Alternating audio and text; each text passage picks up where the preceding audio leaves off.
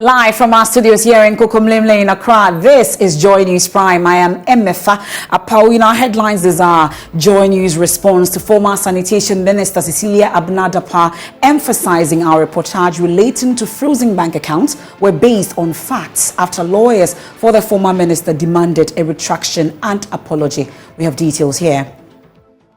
Also, IMAN Ghana calls for the scrapping of the GNPC-Genser Deal as it describes the Energy Committee's report clearing the deal as one-sided. And in the maiden edition of our Stories of Hope series, we'll tell you the uplifting story of Johannes and Elijah, who escaped abject rural poverty in search of a better life in the city and their undying determination to beat the odds in the face of the biting economic crisis. I've been doing some investment, so with that I will gather it and do my personal business. I still have the hope of becoming a journalist. This is Joy News Prime. Many thanks for your company once again. And Joy News has responded to former Sanitation Minister Cecilia Abnadapa, making it clear that there was no ethical or professional misconduct in reporting on the issues relating to her frozen bank accounts. The former Sanitation Minister had written to Joy News demanding a retraction and an apology after we published verified facts regarding the sum of transactions assessed by investigators on 2 of her bank accounts over a period. The Office of the Special Prosecutor is investigating the former minister for corruption and corruption-related offences, while it is seeking to confirm in the High Court the seizure of $590,000 and 2.7 million cedis found in her home upon a search. The OSP is also seeking to confirm the freezing of her accounts. Joy News had reported that 2 of the accounts held $5 million and 48 million cedis, being the value of transactions assessed by investigators over a period. Well, through our lawyers, we have written back to Madam Cecilia Abnadapa. Joy News editor Evans Mensah joins me in studio with details of what we are learning so far. Evans, welcome. So first, why did we have to write to Madam Cecilia Abnadapa? I'm pretty sure you recall that we reported that the OSP had frozen these accounts. We got court documents that indeed confirmed this. Now, in 2 of those accounts, investigators had assessed the total value of transactions over a period and found $5 million and 48 million cedis, both being transactions in and out of these accounts over the assessed period. Now, Cecilia Abnadapa was unhappy with this and got her lawyers to write to us, demanding an apology and a retraction. So that's why we had to write. Okay, and we have since caused our lawyers to write to her on this, right? Yes, we have, and through our lawyers, and that is the Chambers of Samson Lala Yinini, A Partners at Law. We wrote, quote, the complaint reportage, which we've just detailed regarding the said 2 figures, and this is the amounts that we had published, is based on facts in the matter, the subject of said criminal investigations, end of quote. And that said amount, as duly clarified in specified publications by a client, represent the value of transactions on those bank accounts over a period, the subject of an application by the OSP for the confirmation of a freezing order in court. Now, we also instructed our lawyers to add that, quote, the staff here, and that's myself and you and everybody else who work in the Joy Newsroom, will continue in the public interest to exercise our profession pursuant to editorial policy and the Constitution of Ghana. And this has been sent out to the lawyers of Cecilia Abnadapa. Okay, and this is also available on myjoyonline.com. Across our networks, indeed, and on social media as well. Thank you. Thank you very much, Joy News editor Evans Mensah joining us there with details. But in court today, the Circuit Court in Accra also granted bail to the husband of one of the lactating mothers standing trial in the alleged stolen money issue belonging to former Sanitation Minister we've been talking about. He was accused of dishonestly receiving money to buy a house at Kokrobite here in Accra. Well, this follows the conclusion of investigations on him by the state prosecutors. Richard Kojunyako was in court. Here's his report. 7 accused persons, including Patience Botwe and Sarah J, who've been accused of stealing money, more than $1 million and other items from Madam Cecilia Abnadapa's matrimonial home, turned up in court today. Madam Cecilia Abnadapa's lawyer was in court to watch brief for her. Apart from Patience Botwe and Sarah J, who've been accused of stealing the money, the others have been accused of dishonestly receiving the various sums of money. the state told the court they had concluded investigations with respect to A6, the husband of one of the lactating mothers who is being accused of dishonestly receiving money from the alleged stolen monies from the matrimonial home of Madam Cecilia Dapa. He's been accused of using the money he received to buy a house at Kokrobete here in Accra. His bail is in respect of the completion of investigations regarding his role in the stolen items. The court thus granted him bail to the sum of 300,000 Ghana cedis with 2 sureties to be justified. The state further asked for 2 more weeks for them to conclude the investigations. Meanwhile, the 2 lactating mothers who were granted bail to the sum of 1 million Ghana cedis are yet to satisfy the bail conditions given them by the court. Their lawyers say the bail conditions are so rigid such that satisfying them has been an arduous task. The court has adjourned the case to the 5th of September to enable the prosecutors conclude their investigations. Reporting from the court, my name is Richard Kwejenyakun for Joy News. And as we've said, the OSP is currently investigating Madam Cecilia Dapa on transactions over the period on her bank account and also seeking the court to uphold the freezing of these accounts. So there's more when you log on to myjoyonline.com. Away from that, to some other stories, Imani Ghana is calling for the scrapping of the report by Parliament's Energy Committee on the GNPC-Genser Deal, as it describes the Energy Committee's report clearing the deal as inaccurate and one-sided. The deal involves provision of 15 million standard cubic feet of raw gas daily to Genser Energy. Both the Africa Center for Energy Policy, ACEP, and the Imani Center for Policy and Education alleged and petitioned Parliament that Ghana, under the deal, will buy gas for $95.8 million and sell to Genser for $43.5 million, accounting for a $1.5 billion financial loss to the state. The Parliamentary Select Committee on Mines and Energy says its investigations into the deal revealed no irregularities. Founding president of Imani Africa, Franklin Kujo, says the report must be set aside. We'll get to hear from him shortly, but first listen to the ranking member on the committee, John Jinapo, who says the report does not reflect the views of the minority. Let me put on record that that committee's report does not reflect the views of the entire membership of the committee. Immediately, the chairman put out that report. As ranking member who represents the minority side, I issued a counter report. I issued a statement denouncing the report and stating that the report is inaccurate, contains factual inaccuracies, baseless assumptions, and does not reflect what the committee was supposed to do. And so let me put on record that the minority is not part of that committee's report in terms of its findings. We disagree in its entirety with the assumptions and, more importantly, with the conclusions. The committee was tasked to ensure that we deal with the critical issue of value for money. That has not been addressed. And so please don't associate us with that report. It does not reflect the value for money and that there are huge losses to the state. So this attempt to box us together is most unfortunate. And I've issued a formal statement to that effect.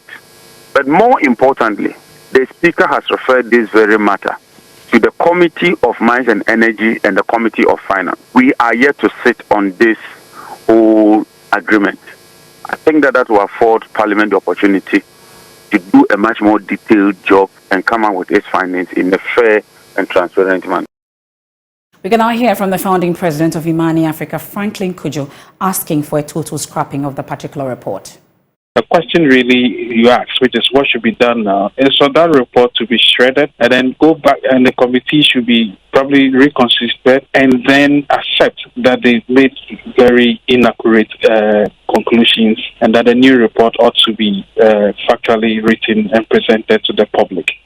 You know, my worry essentially is that this is the same committee led by my good friend Atachia that almost approved a $1.1 billion acre deal.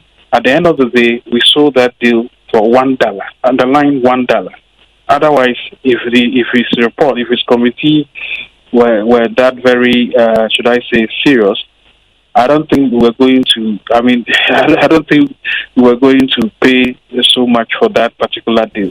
And so, for me, I think the jury is out now. I think the report was one-sided, and it needs to go back to the drawing table so that we have a truly representative report. Unfortunately, what they failed to grasp is that by just investing $70 million in transmission infrastructure, we could have avoided these losses they are talking about, which has led to a whopping almost 1.5 billion payment in subsidies to this Genser company we are talking about. I mean, this is not a sweetheart deal. This is a heist, really. I mean, I don't see how sensible this deal is to the country at all.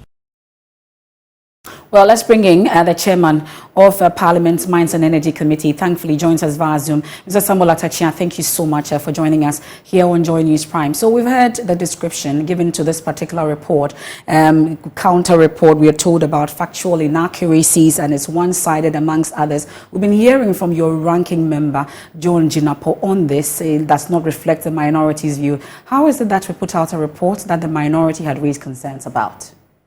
It's very unfortunate, and I keep saying that ranking is daring me to expose him. If you see, he's becoming duplicitous and it's mendacious posture. If he pushes me, I will expose him.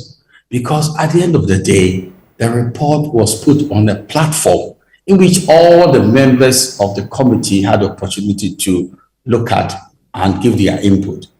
Thereafter, we converged one-on-one. We all seated together. And he came out with the same errors. He didn't even appreciate that there was an interpretation section to the amended, gas sales agreement. It was an underdog of the committee, somebody who's never been a minister, who showed him that you are totally wrong. Then he buckled. Thereafter, he said, okay, he accepted the fact that IMAN Africa were wrong. And these are matters that we have it on the platform. I'm trying to respect the protocols of Parliament, because if anybody wants to say that Atachia has a posture of trying to be dictatorial and then I sat in my bedroom and wrote a report, I'm going to expose this gentleman. And I'm warning him on this platform. For example, he's just told, the whole world that in relation to the referral of these matters to the Joint Committee of Mines and Energy and then Finance, ended his motion. I was not in the chamber to second the motion. Where was he coming from? What motion was it that I was in the chamber? I didn't even know that he's moved the motion. And subsequently, that I came to the chamber and I got to hear that, because he was dissatisfied with the sole position he took and was defeated by his own members.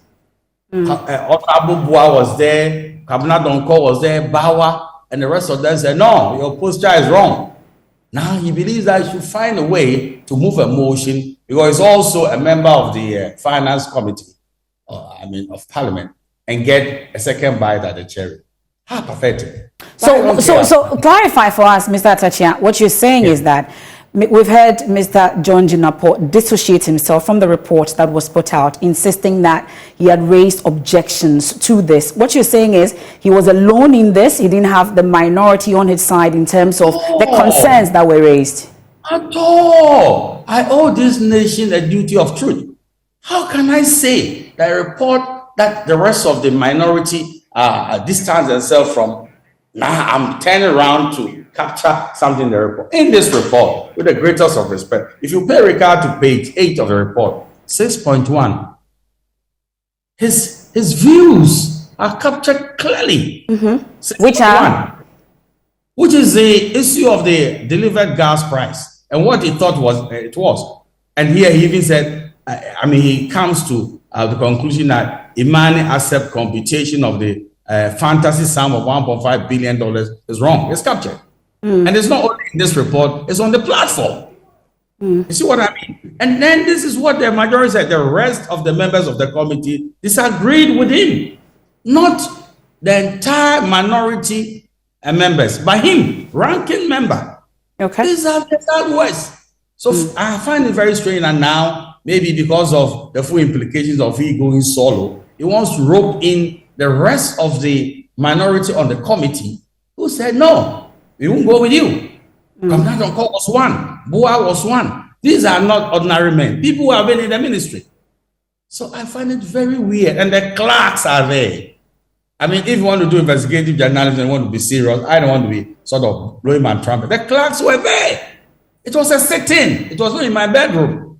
What kind of impression are you creating? But substantively though, Mr. Atachia, is that Yes. this particular report, whether the minority were with you on it or not, which is another issue that we can talk about subsequently. Imani, we've heard from Ghana Gas Senior Staff Association. The concern is that in spite of this particular report that has been put out by the parliamentary committee that you chair, they have concerns about this particular deal. The substantive issue is that we are going to be at a loss, for which reason they were hoping that Parliament would have stopped this deal. And it doesn't look like that's what Parliament did. You did us a disservice, is the concern.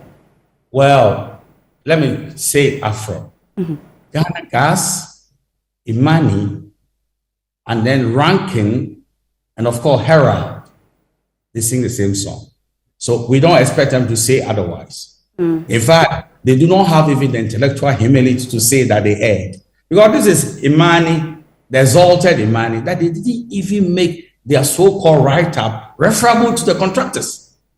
Breaching the audit pattern rule, because if they had met them, they would have shown them that you're just using one line item of gas price to assess the whole contract. But the other components to amortize the cost of investment and the rest of it, contained in the very document that you said you read, but it didn't come to tell you the full stuff. So I don't expect much from Imani, because if Imani today is intellectually humble, they say that, well, we erred. They won't say so. I don't expect Jinapor to do the same. And I don't expect, what's it called, the Herald and the rest of them who are, and the Ghana Gas. Because Ghana Gas also said they support the conclusion of Imani when they came to the committee. So what do I expect them to say? But essentially, everybody should pay regard to the entire report of the committee. The views of Ghana Gas were captured. The views of Imani were captured.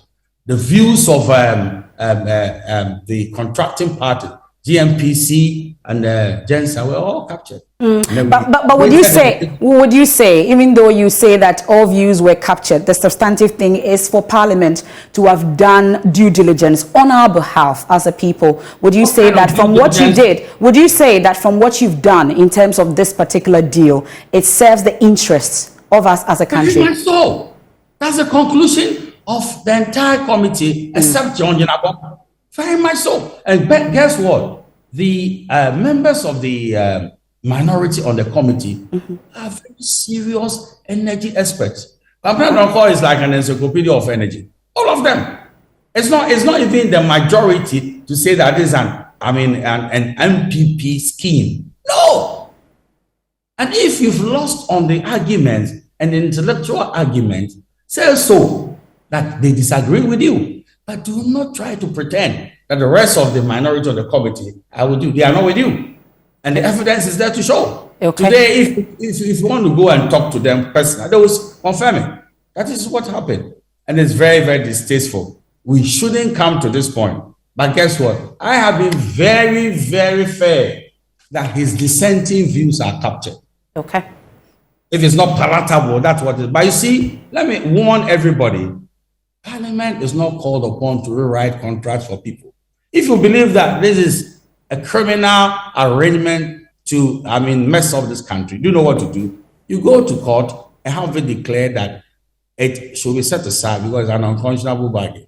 Okay. Parliament will not rewrite contracts for anybody. Parliament will just say that is it in accordance with law and make recommendations. So please, we shouldn't sit down there and somebody is touting that we should write the contract again. Okay. And what is Franklin saying about ACA? ACA has never come to me as the chairman of the committee. Okay. Mr. Atachia, we'll have to leave it here for now. We appreciate your company. From what you say, is that everything you did is in accordance with the law. We are grateful for your time and definitely would have subsequent conversations on this particular Genser GNPC deal. That's the chairman of Parliament's Mines and Energy Committee, Samuel Atachia. Now let's do politics.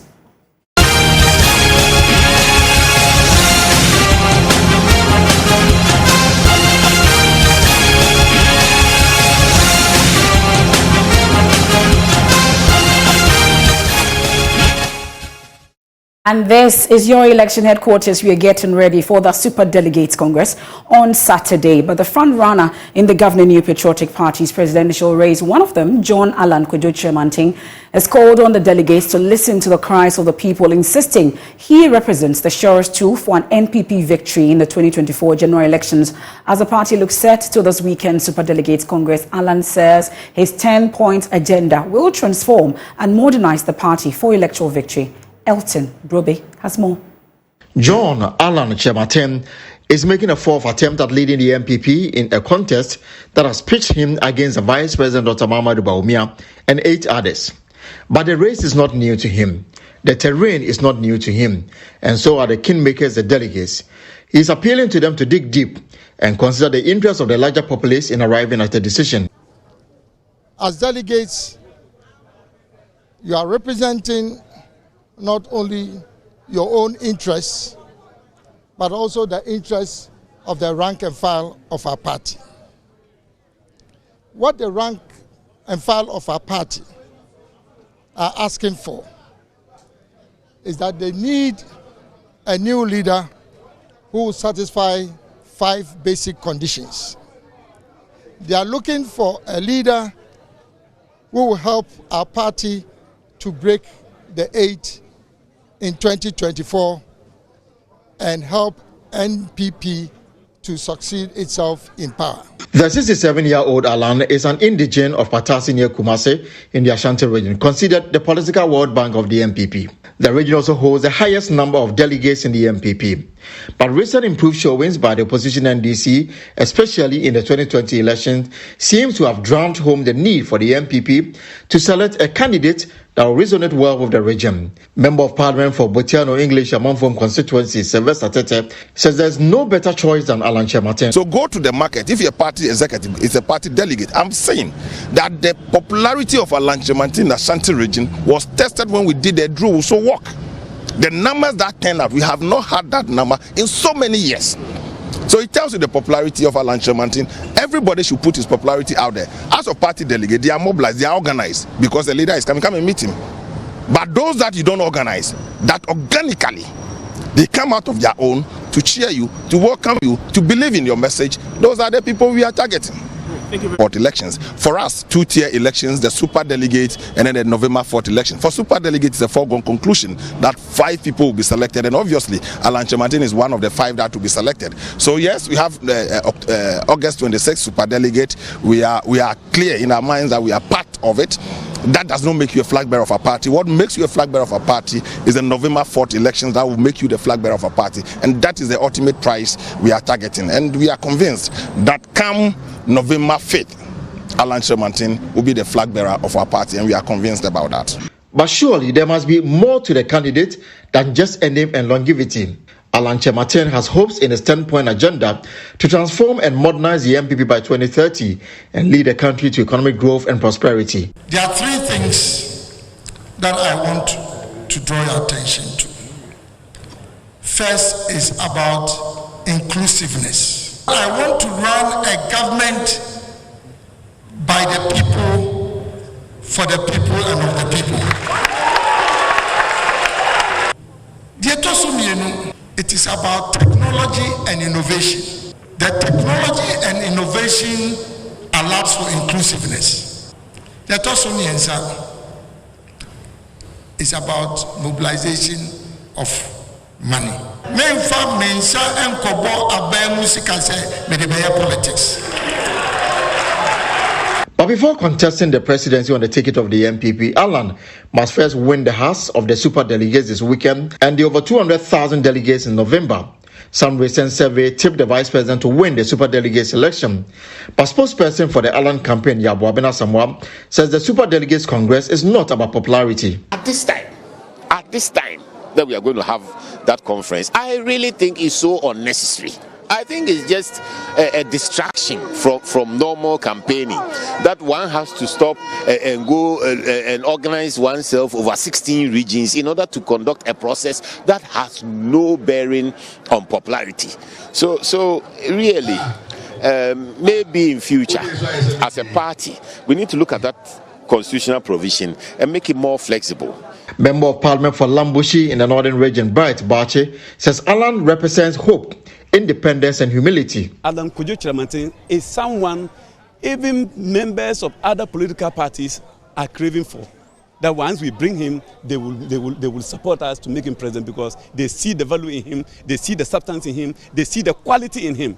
His capacity to build this country is what everybody, and that is why I stood out from amongst all the Northern MPs to say Alan is the person. There's clearly a tough road ahead to the Jubilee House, but Alan John Kojo Kyerematen is counting on the Lord for electoral victory. As I proceed on this journey, which is filled with trials and tribulations, but I've always put my trust in God.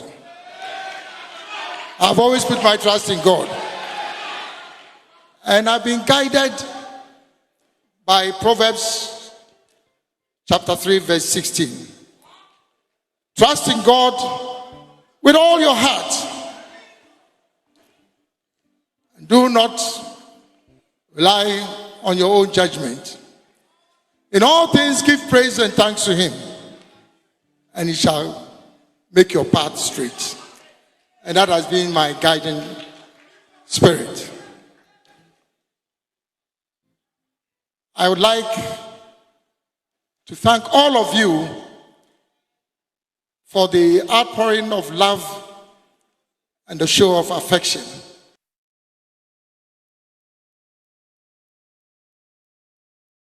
And well, that's a focus on Alan Kojo Kyerematen. We'll focus on other candidates subsequently. Let's take a quick break here on Joy News Prime. We'll return with more stories. Please do stay with us.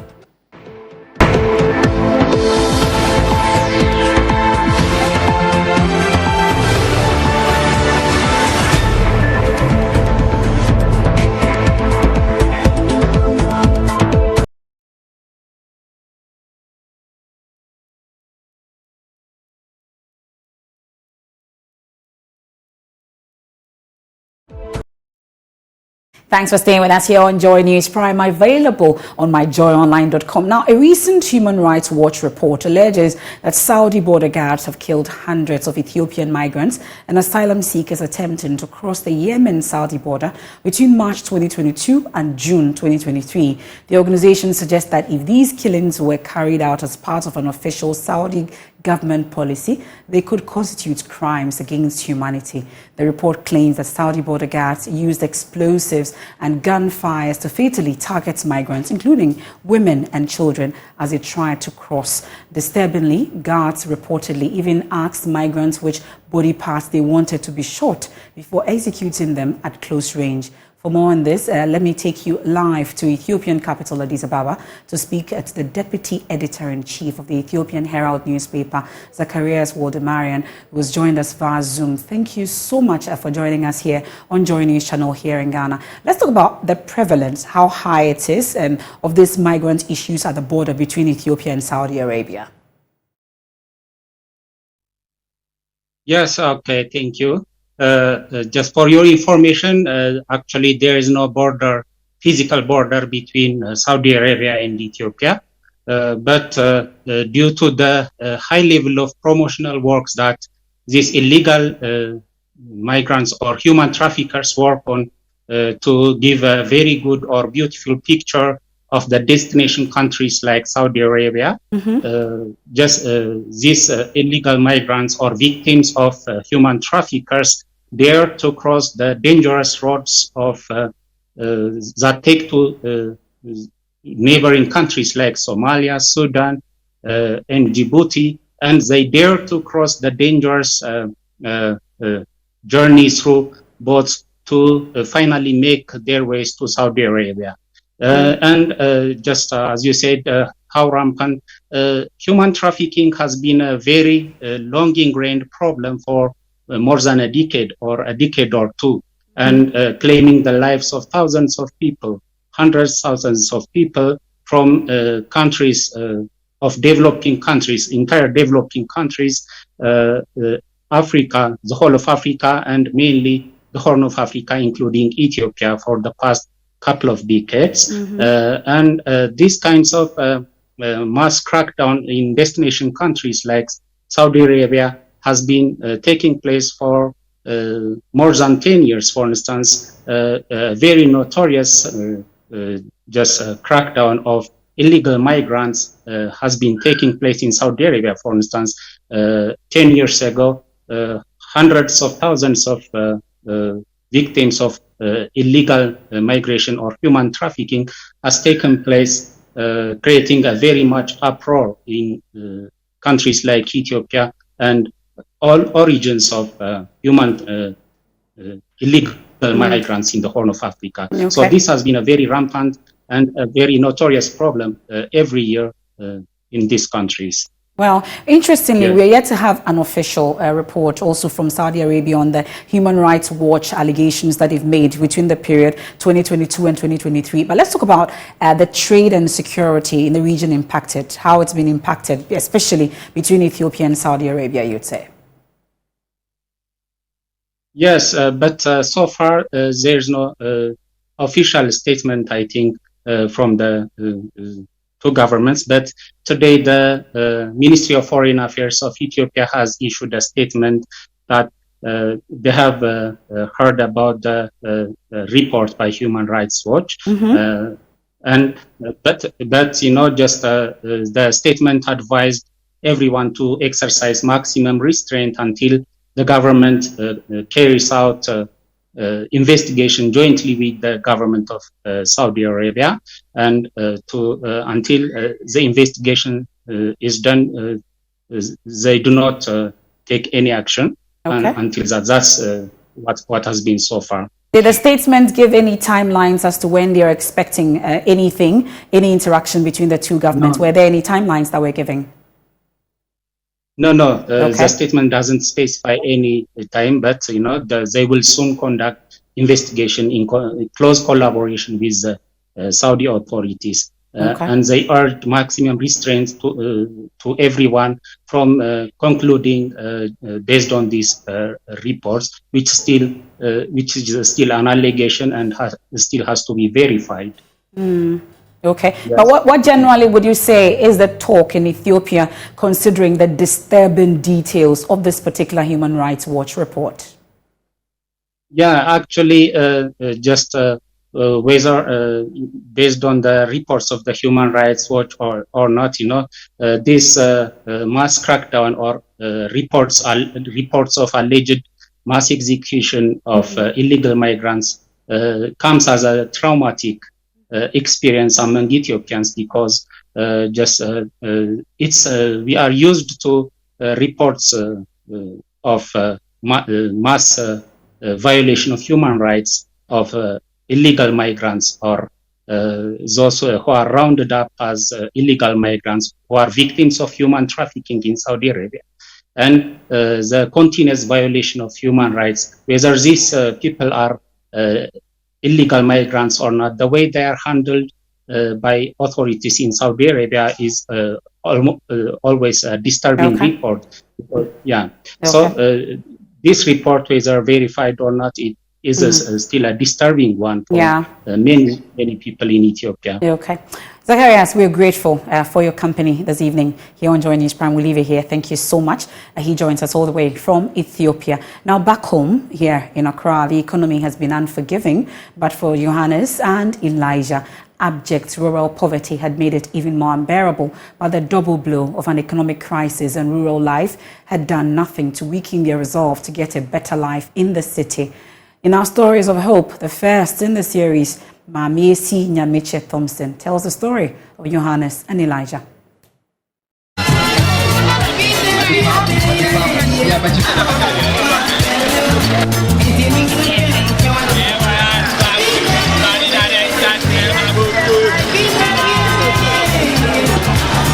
Welcome to Accra. Here to survive, one needs to be resourceful, resilient, and master all ingenuities to create a space to call home.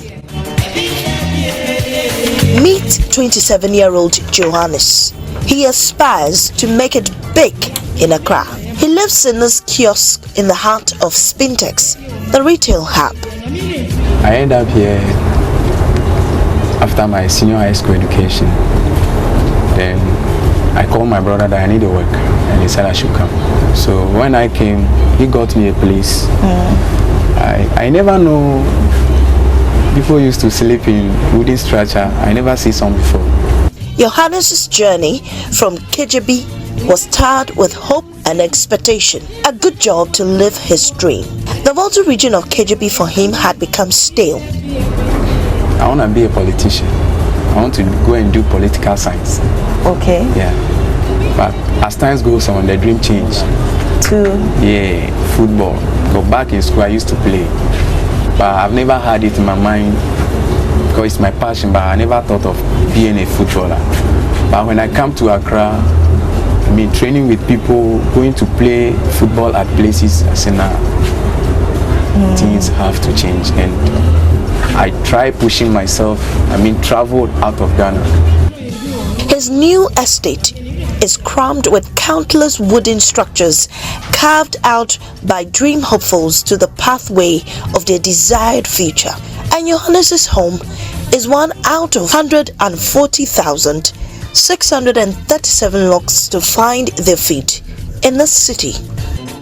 The limited access to proper housing forces 8.8 million Ghanaians, 27% of the population, to live in slums. The numbers are likely to go up as the urban centers continue to look attractive to the youth from the hinterlands like Johannes. It is mid-morning in the estates. Johannes and his friend Elijah get ready to go to work at the biscuit factory located about 500 meters from where they live. Their estate is a gold mine of cheap labor for the factories and shops in the neighborhood, which they mine every now and then for their businesses. As a factory mechanic, Johannes earns a little above 1,000 cedis a month. This caters for his rent, remittances to his family, and everyday expenses. There are a lot of things in my mind to achieve, but here, like the case, I have siblings in school, one in nurses training, recently one complete senior high. So they do call, I may say, our dad is no more, so it's like pressure is on. With more than 5.4 million residents in Accra trying to make ends meet, Johannes is carefully looking to carve a niche for himself. He's working on opening a bread shop in addition to his factory work. Where the system push you to, that's where you move. Yes. Now the system is hard.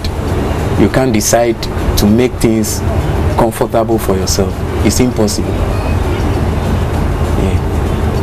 So when the system strikes, you strike. The aim is to amass enough money to further his football career outside the country. I have a work, my handwork, a big bread. So right now, that's what I want to focus for now. I want to get container and then buy materials and start baking. Then I'll see the way forward. I really won't rely on company money, the place I work, but I see that no, it can't match. His friend Elijah wants to further his education and eventually become a journalist. When you wake up in the morning, all we do is maybe go to the farm. After farm, you come, you eat.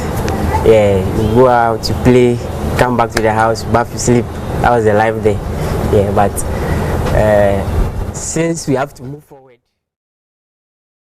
Our stories of hope with Mami Sinyamiche Thompson. We'll take a quick break. You're on Joy News Prime. We're back with Showbiz. Please stay.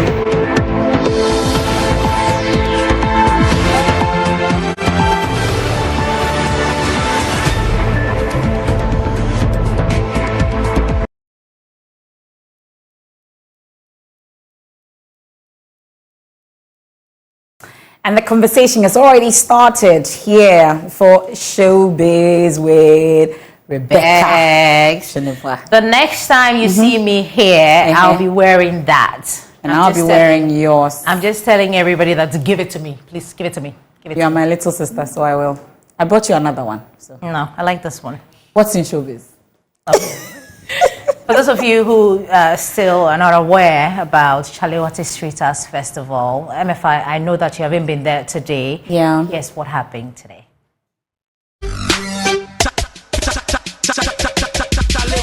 Yet another day, and it's time for the second day of the Chalewote Festival. And yes, you're right here at the Osu Castle, as I told you yesterday.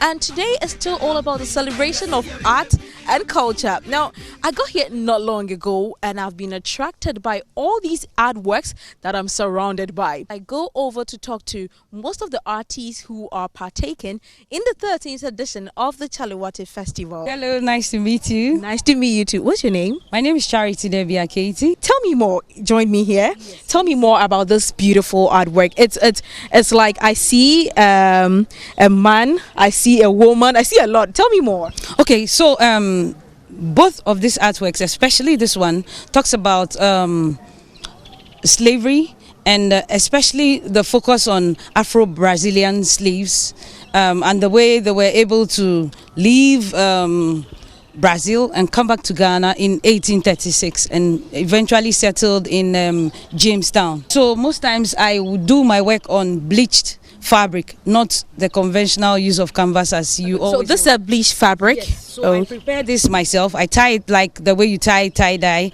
and then I use bleach on it, and then at the end of the day I have accidental patterns. And are these, what are these? These are cow horns. Cow horns? Yes. I'm just trying to picture a cow.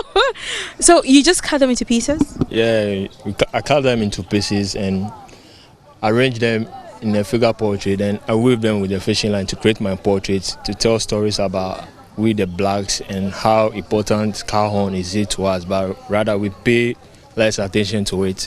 We rather see it as a waste product, but we don't take much attention to it. So I cut them into pieces and try to make figure out of it. Okay, that is really interesting. How long did it take for you to make this one? It took me about 4 to 5 weeks. He's speaking to patrons who are here on their thoughts about the